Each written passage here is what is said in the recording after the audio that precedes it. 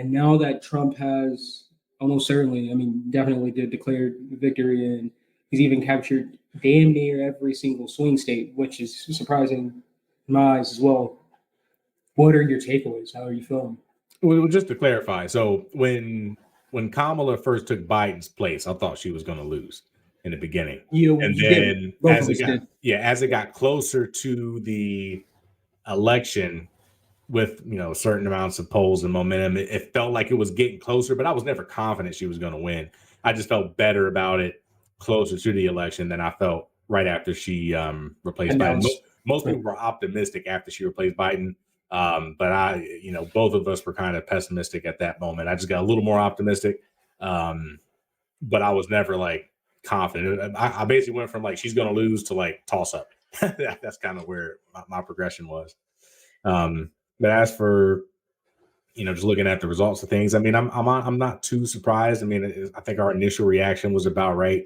One of the things Bill Maher said, he made a joke that, when Kamala was running against Biden, for the to be the actual Democratic nominee for 2020, he said you can count the number of delegates she received on one hand if that hand had no fingers.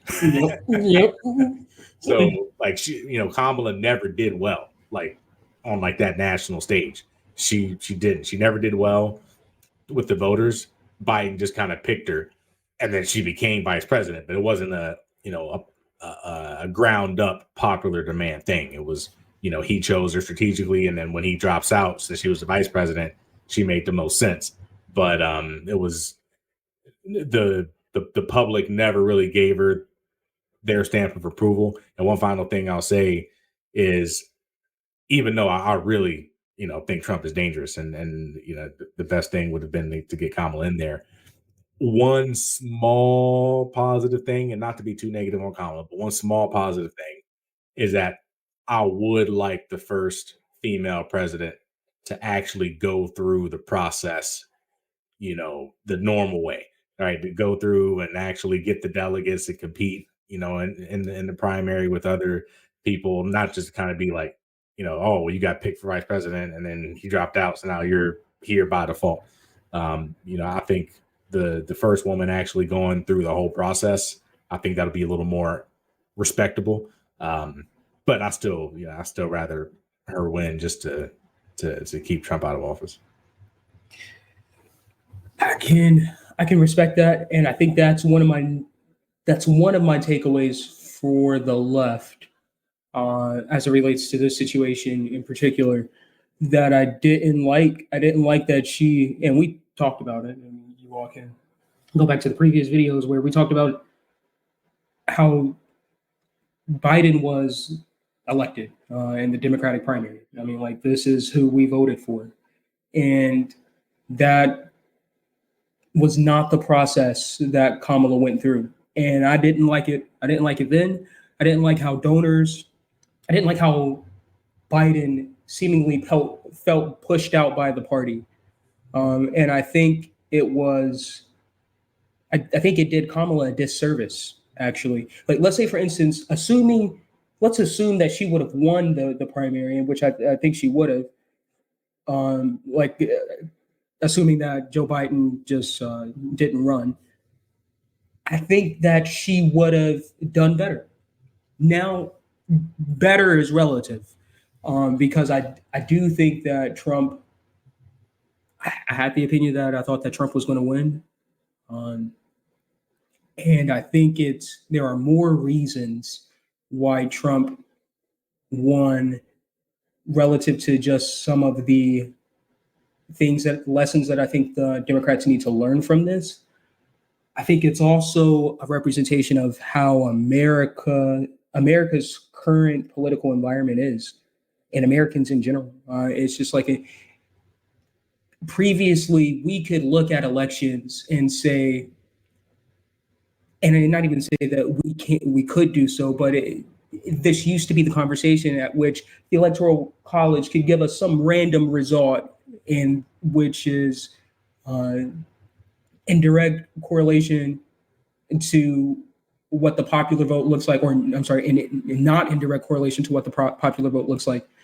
and people are concerned with the electoral system.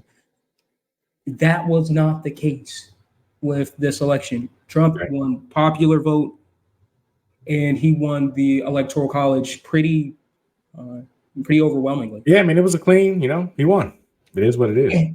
But that's I take issue to that.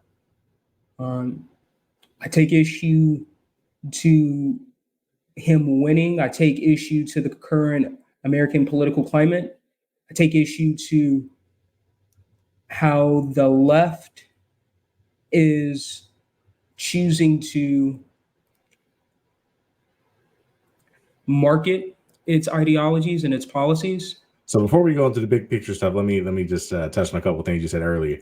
Okay. So if we did have, and so I just want to I want to defend the Democratic institutions a little bit. I mean, it's in hindsight, she lost, but I think as it relates to having an open competition, primary after something, primary after Biden decided to drop out. One of the risk factors of that is, and this goes back to one of Alan Lichtman's keys, right? Is there a challenger within your own party? Because if we did do that, there's a chance that whoever won, that competition could have left a bad taste in Democrats' mouth and split the party on top of what already happened. Also, I don't assume that Kamala would have won that for the same reason that, again, Bill Maher said she never really did well. It's very understandable that maybe Governor, I think it's Governor Shapiro could have came out of it, or Gavin Newsom, or I don't think so. Personally, I think Kamala likely would have been if she would have done a primary, I think she would have been. She's never had a record of winning those, right? So, but I think it would have been different with the vice president. It's possible she would have won, but I really don't think it's that you could bet on it. It's great. I'd bet on it personally. I'd be willing to bet. I would have been willing to bet on it that she even after this loss she just defeated, she just had to Trump. No, she doesn't do well, man. No. The voters, she's never done well. I think we likely would have gotten the same. And I said it before. I literally said, I was like, I think she would have done stronger and she would have done better, but I think we would still have the same outcome. No. I'm saying you're assuming that she would win the competition, and I'm saying I don't even assume she'd win the competition within the party.